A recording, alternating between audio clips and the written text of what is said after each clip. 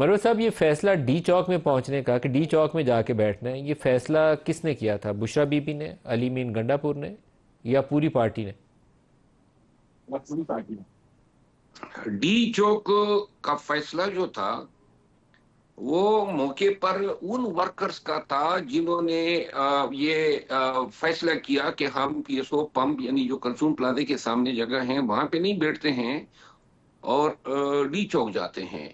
मुझे उमर अयूब खान में और अली अमीन खान एक गाड़ी में जा रहे थे, तो इन्होंने मुझे कहा कि आप जाएं, फ्रंट पे मोटरसाइकिल पे जाते हो क्योंकि काफिला आगे काफी था, लेकिन आपने निकलना है और उनको रोकना है।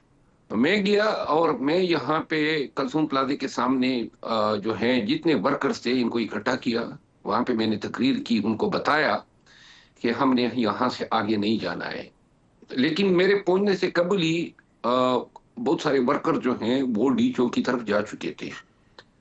कियादत जो है वो इस पे रजामंद थी कि हमने डी चौक नहीं जाना है, बल्कि जो कलसूम प्लाजा के सामने पेट्रोल पंप है इस एरिया से आगे हमने कतई नहीं बढ़ना है। लेकिन वर्कर्स अपने तय चले गए थे और फिर बाद में आपने देखा कि इसकी क्या कीमत चुकानी पड़ी। ये एक सियासी गलती थी आप लोगों की जानब से डी चौक में जाना। मैं एक आपको शॉर्ट सुनवाता हूँ, कल बैरिस्टर सैफ साहब ने हमें क्या बताया, दिखाइएगा जी। इंतजामिया की तरफ से ये तजवीज़ आई कि आप इस्लामाबाद के सबब्स में जलसा करें, हम आपको इजाज़त देने पे गौर कर सकते हैं। वो फिर खान साहब के पास हम वो तजवीज़ लेके गए और खान साहब के साथ डिस्कशन के बाद उन्होंने आमादगी का इजहार किया कि ठीक है, हम वहाँ पे करने के लिए तैयार हैं। बुनियादी तौर पर बुशरा बीबी ने कहा कि वो डी चौक में ही जाएंगी और लोगों को वहाँ पर ही बैठने का उन्होंने कहा। मनोज साहब, आपने क्लियरली सुन लिया कि इमरान खान संगजानी में बैठने के लिए तैयार थे, जलसा करने या धरना देने के लिए, लेकिन बुशरा बीबी ने कहा कि डी चौक जाएंगे और वो पार्टी के फैसले के ऊपर बुशरा बीबी का फैसला हावी हुआ। मेरा ख्याल है कि खान के संगजानी के हवाले से रजामंदी का इल्म हमें कल तक नहीं था।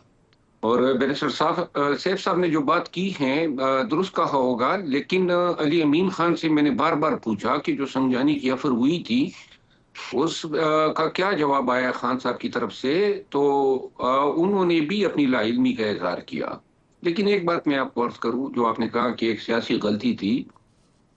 डी चौक पे पीटीआई के दौरे हुकूमत में और पीएमएलएन के दौरे हुकूमत में और पीपल पार्टी के दौरे हुकूमत में बेतहाशा धरने हुए। क्या किसी एक धरने पर भी फायर खोला गया है? और डी चौक पे क्या पाकिस्तानी अगर एहतजाज के लिए जाते हैं तो इनका ये मुकद्दर होना चाहिए कि स्नाइपर जो हैं बिल्डिंगों पे चढ़ के उनको गोलियां मारे। और कितने लोग जो हैं शहीद हुए, जख्मी हुए। एक इंसानी जान की कीमत डी चौक से बहुत ज्यादा है। जुल्म हुआ है हमारे साथ। हम तो पाकिस्तानी हैं और सर, पाकिस्तान एक का भी हिस्सा समझ रहे पाकिस्तानी को हैं। अगर गोली मारी गई है, आप तो 40 की बात करते हैं, मैं कहता हूँ किसी एक को भी अगर गोली इस तरीके से मारी की है तो उसका भी हिसाब होना चाहिए, उसको कुटहरे में लाना चाहिए कि किसने ऑर्डर किया था उसको गोली मारने का। मैं अभी इस मामले पे बहस इसलिए नहीं कर रहा कि मेरे पास इंडिपेंडेंटली कोई वेरीफाइड रिपोर्ट नहीं है। जिसको आप लोगों ने सोशल मीडिया पे एक वीडियो देखी है जिसमें कहा जा रहा है ये स्नाइपर ऊपर चढ़ा हुआ है, वो स्नाइपर इस्टेब्लिश नहीं होता उसके हाथ में। मैंने स्नाइपर गन वगैरह नहीं देखी, उसको जूम करके भी ये देखता क्यों हूँ तो नहीं बंद की इस्टेब्लिश गई? होता। रात के इसलिए मैं अंधेरे इस का टॉपिक क्यों को अभी ज़्यादा इंतजार किया डिस्कस नहीं गया? कर रहा, अवॉइड कर रहा हूँ और इसे। दूसरी बात, ऊपर से जो जल्दी पे तेल डालने का काम ये कर रहे हैं कि एक तो हमें मारा, कत्ल किया, ना हक खून बहाया, ऊपर से ये कह रहे हैं फसादी और इंतशारी। क्या मुल्क बना दिया है?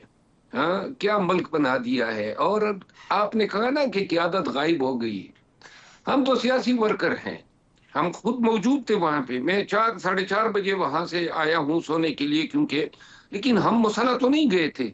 हमारी तरबियत जो है वो गोलियों से बचने की तो नहीं हुई है कि हमें संग ही आठ आता हो या फिर हमारे पास सलेमानी टोपी हो कि हम गायब हो जाते, या हम कोई कमांडोज होते, जंगजू होते या तालिबान होते।